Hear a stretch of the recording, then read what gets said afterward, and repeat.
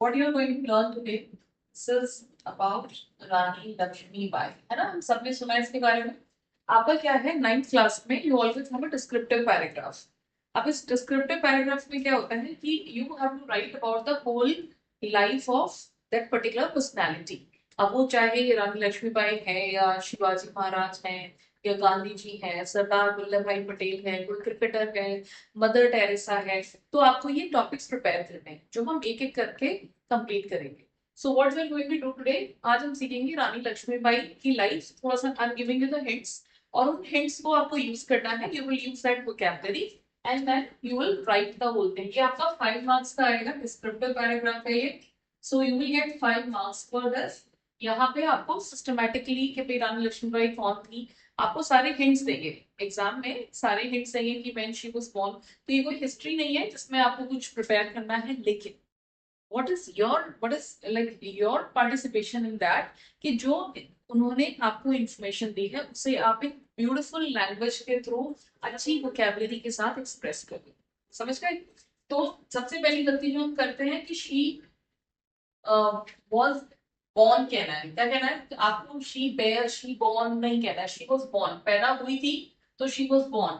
कब पैदा हुई थी? She was born in. अगर आप डेट लिख रहे हो तो ऑन, और अगर ईयर लिख रहे हो तो इन. ये ध्यान रखना. तो she was born in 18 for instance 35. So she was born in 1835, है ना? और जो भी डेट है अगर उसमें डेट दी हुई है तो आप लिखोगे ऑन. ये ध्यान रखना. Then comes her life, her contribution कि उसने क्या किया. Why we remember रानी लक्ष्मीबाई? तो थोड़ा सा पहले उसका चाइल्डहुड बता दो कि her name was, क्या था उसका नाम? Her name was Manikarnika. So and she was also known as Manikarnika. So her name was Manikarnika and she was known as, मतलब जानी जाती थी. इसका मतलब क्या है? She was known as Manu also. तो क्या कहते थे उसको? Manu. And she was fond of. क्या वर्ड याद रखो गया? She was fond of. Fond of का मतलब होता है शौकीन होना. किस चीज का शौक था उसे? She was fond of horse riding. She was fond of using weapons and all that. So she wanted to learn so many things. अब आपको लगता है कि इस 19th सेंचुरी में women were allowed to do all that? उनसे क्या expect किया जाता था उस समय कि भाई आप घर का काम करो, do domestic chores and that's it. लेकिन यहाँ पे this Manikarnika was fond of horse riding and number of things जो शायद उस समय विमेन नहीं करती थी. तो ये बहुत अलग थी. और सबसे बड़ी चीज क्या थी कि शी वाज मैरिड टू. एक सबसे बड़ी जो प्रॉब्लम आती है ना, हमें हमें इसमें भी आती है कि उसकी शादी हुई तो शी वाज मैरिड विद नहीं कहना है. क्या कहोगे आप? She was married to. Just write down all the points. She was married to Gangadhar. किससे शादी हुई थी उसकी? She was married to Gangadhar. अब जैसे कोई भी डिस्क्रिप्शन आएगा ना तो कुछ phrases आपके सेम ही रहेंगे. जैसे he was born है, she was born है, इस तरीके से her name, his name.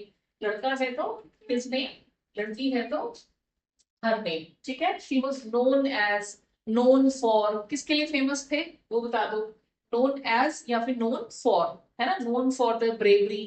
तो she was also known for her bravery. fond of वाला एक पॉइंट ले सकते हो आपके भी, उसको शौक था. fond of. और शादी के लिए हमेशा married with नहीं होगा, married to. so she was married to जो भी है पर्सन, वो आप बताओगे. फिर उसके कुछ एक नेक्स्ट पैराग्राफ में उसके कुछ की फीचर्स बताओ कि भाई उसे हम क्यों इतना याद करते हैं. What is the reason? So why we remember Rani Lakshmibai? For the great contribution to the freedom struggle. You know that she was the first woman in the freedom struggle. हमारी जो फर्स्ट फ्रीडम स्ट्रगल है वो कब शुरू हुई थी पता है? 1857 में. So we started our first struggle, freedom struggle in 1857. So her husband died. Her husband Gangadhar Rao died very early, and her son also died only after 3 months. Okay, so there was no heir. Heir का मतलब क्या होता है? ध्यान से देखना ये word. There was no heir. Heir होता है वारिस. हेयर नहीं पढ़ना इसको, ये बाल नहीं है ये. HEIR, इसका प्रोनाउंसिएशन क्या होगा? एयर. H साइलेंट है यहाँ पे एंड इसका मतलब होता है वारिस. There was no heir. ठीक है? टू झांसी, झांसी उनका किंगडम का नाम था। तो उनके पास कोई वारिस नहीं था, तो जो ब्रिटिशर्स थे वो क्या करते थे, they used to take away, they used to capture their state, तो because they did not have any heir to the throne, तो वो कैप्चर कर लेते थे, but what she did not allow them to capture और to usurp. और देखिए यूजर्व का मतलब होता है हड़प लेना, so she didn't allow them to usurp that, and what she did, she ruined their plan। क्या कर दिया, उनका जो प्लान है उसने बर्बाद कर दिया। ब्रिटिशर्स को लगा था कि नहीं इनके पास कोई एयर तो है नहीं, तो we'll take that kingdom, but she didn't allow them to do that, and finally what happened, that she lived the life of bravery, courage, okay, and she set an example before others also। उसने एक example set किया सबके लिए, and finally she died at a very young age, मतलब she was only 23 when she died, but she did not bow down before the Britishers।